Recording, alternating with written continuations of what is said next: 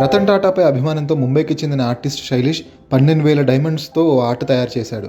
వేలాది చిన్న పెద్ద వజ్రాలతో ఈ పోర్ట్రేని తీర్చిదిద్దాడు. ప్రస్తుతం ఈ పెయింటింగ్ని ఎగ్జిబిషన్లో ఉంచిన ఆర్టిస్ట్ దీన్ని వేలం వేస్తున్నట్టు చెప్పాడు. जस्ट रतन टाटा जी को पेंटिंग गिफ्ट करना था मुझे, लेकिन अभी क्या है, हम लोग के बीच में अभी वो नहीं है।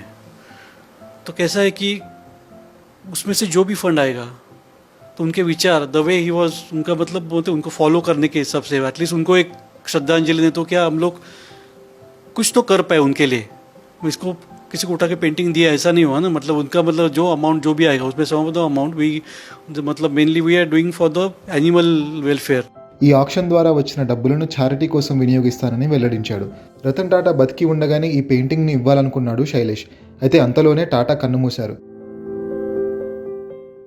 एक्चुअली मैं कोई दूसरे प्रोजेक्ट के लिए डायमंड के ऊपर काम कर रहा था और मुझे सडनली हम लोग नॉर्मली हम रतन टाटा जी को मतलब भारत रत्न अपना ये जेम ऑफ इंडिया बोलते हैं, तो नॉर्मली तो तभी मुझे रियलाइज़ हुआ कि अगर रतन टाटा जी का पोर्ट्रेट करना है तो बाकी कोई मटेरियल से बेस्ड, मेरे को लगता है ideal based material is diamonds.